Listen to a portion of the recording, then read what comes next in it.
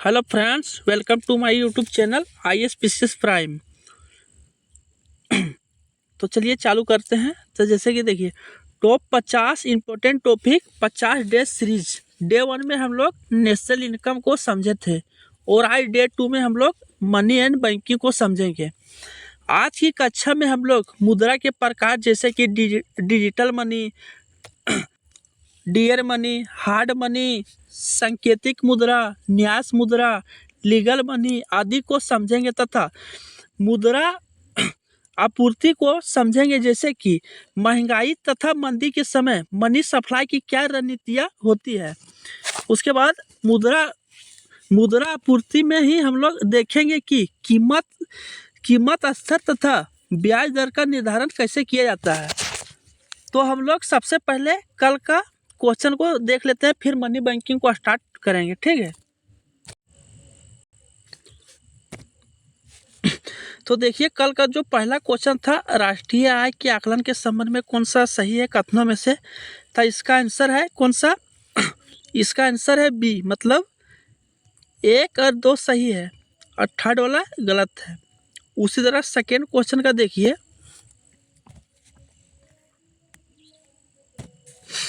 Second question जो था GDP के बारे में, तो इसका देखिए, इसका केवल 1 सही है, मतलब केवल 1 सही है, बाकी 2 गलत है।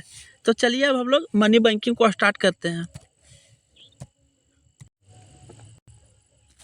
तो चलिए अब हम लोग स्टार्ट करते हैं मनी और बैंकिंग को। तो इसमें देखिए, सबसे पहले मनी मतलब मुद्रा में क्या क्या हम लोग सीखेंगे।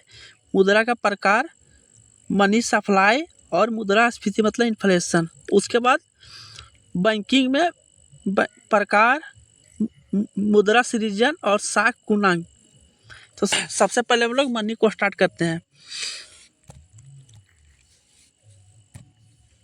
सबसे पहले देखिए मनी के बारे में, मनी का काज क्या क्या है। सो देखिए, पहला विनिमय का माध्यम है। मनी का सबसे पहला काज क्या है? विनिमय का माध्यम, मतलब समझिए ना, विनिमय मतलब किसी से आपको कुछ लेना है, मुद्रा दीजिए, वो चीज़ आपको मिल जाएगा, मतलब विनिमय हो जा रहा है। सेकेंड देखिए, मूल्यों का मापन होता है के द्वारा। और थर्ड, संपत्तियों का आकलन भी मुद्रा के द्वारा होता है। तो मुद्रा का काज देख लिए, मुख्य रूप से 3 काज होता है। उसके बाद हम लोग इम्पोर्टेंट चीज़ जो है मुद्रा का प्रकार को देखेंगे। तो सबसे पहले देखिए, सांकेतिक मुद्रा क्या होता है। समझ गए ना। पहला सांकेतिक मुद्रा। सांकेतिक मुद्रा में देखिए, सांकेतिक मुद्रा में देखिए, अंतिम मूल्य वास्तविक मूल्य से ज़्यादा होता है। समझ गए ना। सांकेतिक मुद्रा मतलब क्या समझे? अंकित मूल्य जो होता है उसमें लिखा, जैसे मान लीजिए 100 रुपया लिखा है, वो वास्तविक मूल्य से ज़्यादा होता है। ये हो गया सांकेतिक मनी। और सेकेंड, वैधानिक मुद्रा मतलब लीगल मनी। लीगल मनी जैसे कि नाम से पता चल रहा है कि लीगल, ठीक है। तो लीगल मनी देखिए 2 प्रकार का आता है। पहला, एक होता है सीमित और एक होता है असीमित। तो देखिए, सीमित मतलब समझ रहे, सीमित में आ जाते हैं सिक्के। तो इसके बारे में देखिए, 2 लाख से ज़्यादा के सिक्के लेने से मना कर सकते हैं, मतलब समझे ना। लीगल मनी में, सीमित मनी में कौन क्या आता है? सिक्के, मतलब समझे, किसी को आप 2 लाख तक सिक्का दे सकते हैं। 2 लाख से ज़्यादा सिक्का दीजिएगा तो लेने से मना कर सकते हैं, कानूनी कार्रवाई भी नहीं कर सकते उस पर। और सेकेंड में देखिए, लीगल मनी में सेकेंड जो होता है असीमित, इसमें देखिए नोट होता है। तो इसमें क्या है, मना नहीं कर सकते, मतलब नोट आप 10 करोड़, 20 करोड़, 200, जितना मन है नोट दीजिए, लेने से कोई भी मना नहीं कर सकता। उसके बाद देखिए, लीगल मनी के बारे में, सरकार या तो RBI गारंटी देता है इसमें, ठीक है। कोई भी लेने से मना नहीं कर सकता है, लीगल मनी, समझ गया। उसके बाद देखिए, थर्ड में होता है आदेश मुद्रा, मतलब फ्लैट मनी। फ्लैट मनी मतलब समझ रहे हैं, जो सरकार के आदेश से जारी किया जाता है। तो दोस्तों देखिए, चूंकि ये रिवीजन क्लास है, इसलिए हम लोग उतना डेप्थ में नहीं जाएंगे। जो एग्जाम में ज़रूरी है, जितना से काम चल सकता है, 100% यहीं से आएगा, उतना ही हम लोग काम कर रहे हैं, ठीक है ना। तो देखिए, फ्लैट मनी मतलब जो सरकार के आदेश से जारी किया जाता है, जैसे कि नोट सिक्के वगैरह जो जारी किया जाता है वो सब फ्लैट मनी होता है। फिर फोर्थ में हम लोग देखते हैं, फोर्थ में देखिए होता है मानक मुद्रा मतलब स्टैंडर्ड मनी। इसमें देखिए अंकित मूल और वास्तविक मूल दोनों का बराबर होता है, समझ गए ना।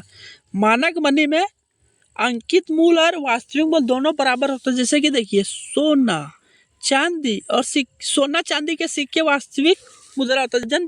जितना चांदी का वजन रहेगा या तो सोना का उतना पैसा भी मिल जाएगा। तो समझ गए मानक मुद्रा मतलब अंकित और वास्तविक मूल दोनों इक्वल होता है। फिर 5 नंबर में देखिए क्या होता है न्यास मुद्रा। न्यास मुद्रा मतलब होता है विनिमय के माध्यम के रूप में स्वीकार जो किया जाता है, ठीक है। जैसे कि देखिए डीडी होता है, चेक होता है और पेपर मनी। उसके बाद आगे हम लोग बात करते हैं 6 में। फिर 6 नंबर में देखिए होता है हार्ड मनी। जैसे कि नाम से पता चला हार्ड, ठीक है, हार्ड मनी। हार्ड मनी में देखिए हार्ड मनी मतलब जिस मनी का मांग ज़्यादा है, ठीक है, और आपूर्ति उसका कम है, मतलब बाजार में कीमत ज़्यादा। जैसे कि देखिए डॉलर, डॉलर क्या हार्ड मनी है, रीजन इसका मांग बहुत ज़्यादा लेकिन इसका आपूर्ति कम है। तो हार्ड मनी मतलब समझ गए ना कि मांग ज़्यादा और आपूर्ति कम बाजार में। उसके बाद 7 नंबर पे देखिए सॉफ्ट मनी। इसका नाम से पता चला सॉफ्ट मतलब मुलायम मनी। तो देखिए सॉफ्ट मनी मतलब होता है इसका सॉफ्ट मनी मतलब होता है मांग इसका कम है और आपूर्ति भी कम है।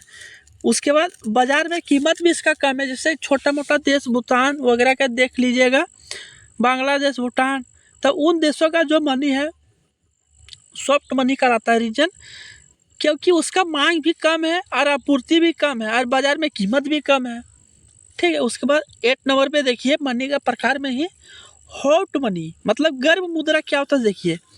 तो यह स्थिर प्रवृत्ति की मुद्रा, समझिए मतलब पलायन की प्रवृत्ति जिसमें ज़्यादा होता है। हॉट मनी मतलब समझे ना, स्थिर प्रवृत्ति की मुद्रा होती है और जिसमें पलायन की प्रवृत्ति ज़्यादा होती है। जैसे कि देखिए शेयर बाजार में निवेश की जाने वाली मुद्रा हॉट मनी कहलाती है, समझे ना। कैपिटल मनी में जो मुद्रा निवेश किया जाता है वो हॉट मनी कहलाता है क्योंकि इसका पलायन प्रवृत्ति बहुत ज़्यादा है। फिर आगे हम लोग बात करते हैं मनी के प्रकार में ही 9 नंबर पे देखिए सस्ती मुद्रा मतलब चेप मनी। चेप मनी मतलब क्या होता है देखिए जो आसान शर्तों प्लस कम ब्याज पर मिलते हैं, समझे ना। सस्ती मुद्रा मतलब चेप मनी मतलब होता है वह मुद्रा जो आसान शर्तों के साथ प्लस कम ब्याज पर मिल जाता है। तब चेप मनी मतलब सस्ती मुद्रा का यूज कब किया जाता है, मंदी को नियंत्रित करने के लिए, समझे। फिर आगे हम लोग 10 नंबर पे बात करते हैं। देखिए महंगी मुद्रा, महंगी मुद्रा मतलब डियर मनी। डियर मनी सस्ती मुद्रा का उल्टा होता है, मतलब समझे जो महंगी मुद्रा डियर मनी मतलब हो जाएगा जो आसानी शर्तों के साथ नहीं मिलता हो या तो जिसका ब्याज दर अधिक हो। सस्ती मुद्रा का उल्टा ही होता है महंगी मुद्रा। तो इसका यूज सरकार कब करती है,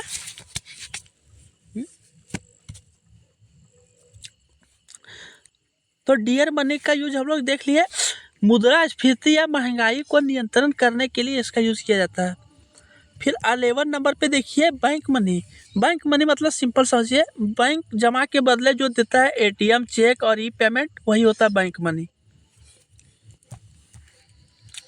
उसके बाद 12 नंबर पे देखिए जो लेटेस्ट है डिजिटल करेंसी क्या होता है। सो तो देखिए डिजिटल करेंसी क्रिप्टो करेंसी होती है, ब्लॉकचेन तकनीक पर आधारित ये होता है। उसके बाद देखिए केंद्रीय बैंक के नियंत्रण में ये नहीं होता है, समझिए ना आप। डिजिटल करेंसी जो होता है केंद्रीय बैंक, जैसे कि भारत का केंद्रीय बैंक कौन सा है, आरबीआई, तो ये आरबीआई के नियंत्रण में नहीं होता है।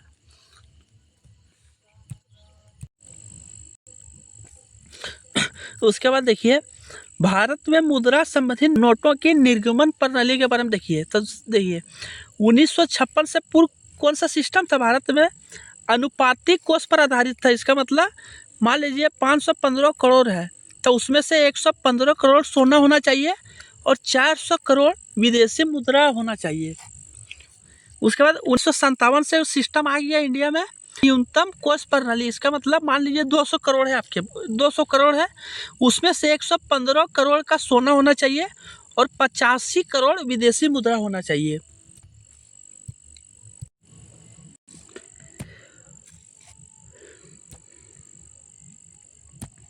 तो चलिए अब हम लोग आगे मनी सप्लाई को मतलब कीमत स्तर और ब्याज दर का निर्धारण के बारे में। तो देखिए, बाजार में मुद्रा की आपूर्ति, इसमें दो प्रकार होता है। पहला देखिए, मुद्रा का प्रसार ज़्यादा करना है और दूसरा में मुद्रा का प्रसार को अगर कम करना है। तो मुद्रा का प्रसार को बाजार में ज़्यादा कब किया जाता है? जब मंदी आ जाता है मार्केट में। और मुद्रा का प्रसार को कम कब किया जाता है? ज़्यादा किया जाता है मंदी के समय और कम किया जाता है इन्फ्लेशन के समय। तो देखिए इधर ज़्यादा में, मान लीजिए ब्याज दर को हम लोग कम कर दिए, मुद्रा का प्रसार को अगर बढ़ाना है तो क्या करना पड़ेगा? ब्याज दर को कम करना पड़ेगा। ब्याज दर को अगर कम करेंगे तो उससे होगा क्या? ज़्यादा लोग उधार लेने लगेंगे और इसका प्रभाव क्या होगा कि मांग बढ़ जाएगा और मांग बढ़ने से सीधा सीधी प्रभाव होगा मुद्रास्फीति आ जाएगा। उसी तरह इधर देखते हैं हम लोग, मुद्रा प्रसार में सेकेंड मान लीजिए मुद्रा का प्रसार कम करना है। तो इसमें देखिए ब्याज दर को बढ़ा देंगे। ब्याज दर को बढ़ाएंगे तो उससे क्या होगा? उधार लोग कम लेने लगेंगे और लोग अगर उधार कम लेंगे तो उससे होगा क्या? मांग में कमी आ जाएगा। मांग में कमी आ जाएगा तो सीधा सीधी इसका प्रभाव पड़ेगा, मंदी आ जाएगा। तो इस चीज़ को समझिए, बाकी कल की क्लास में और डिटेल से इसको समझेंगे, फिर आगे कुछ बात कर लेते हैं। उसके बाद देखिए मनी सप्लाई मुद्रा आपूर्ति में कीमत स्तर या तो ब्याज दर का निर्धारण। इसमें देखिए आरबीआई 4 संकेत के आधार पे करता है और ये कब से लागू है? 1977 से। इसी में देखिए क्या क्या है सो, इसी में देखिए एम ओ मतलब इस क्या बोला जाता है? Reserve money. उसके बाद सेकेंड में M1 मतलब नैरो मनी, संकुचित मुद्रा। उसके बाद थर्ड होता है M2। उसके बाद M3 वो क्या बोला जाता है? ब्रॉड मनी मतलब व्यापक मुद्रा। और लास्ट होता है M4। बाकी दोस्तों कल की क्लास में हम लोग बहुत अच्छी तरीके से MO, M1, M2, M3, M4 को समझेंगे। ठीक है, उसके बाद आगे दिखा देते हैं। टोटल मनी सप्लाई को हम लोग समझेंगे। ठीक है ना, इसी में देखेंगे तरलता के घटते क्रम। जैसे कि आप अगर PYQ देखेंगे यूपीएससी का तो पता ही होगा कि यहाँ से क्वेश्चन बहुत बार पूछा है। उसके बाद आगे देखते हैं। उसके बाद मनी ख़त्म हो जाएगा कल की क्लास में। फिर हम लोग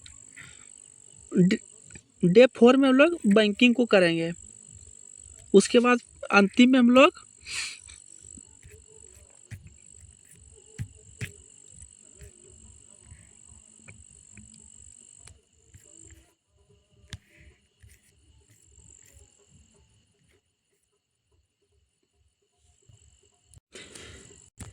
जैसे कि देखिए आप लोग आज की क्लास में हम लोग मुद्रा को पढ़ लिए थे। उसमें से मुद्रा में एक प्रकार भी था लीगल मनी।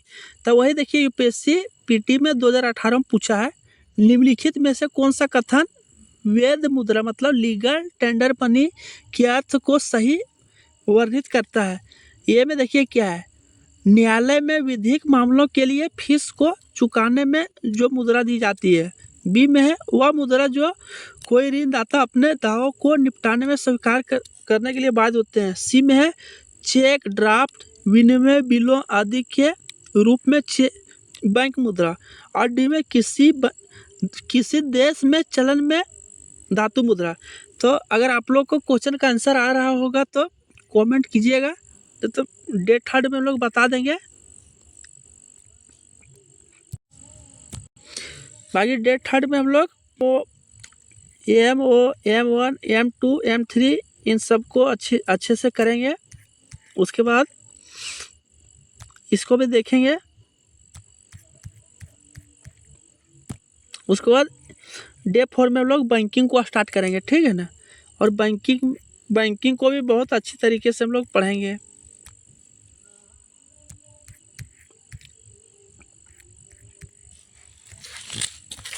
और इसी में हम लोग RBI के बारे में प्लस में मॉनेटरी पॉलिसी भी इसी में देखेंगे।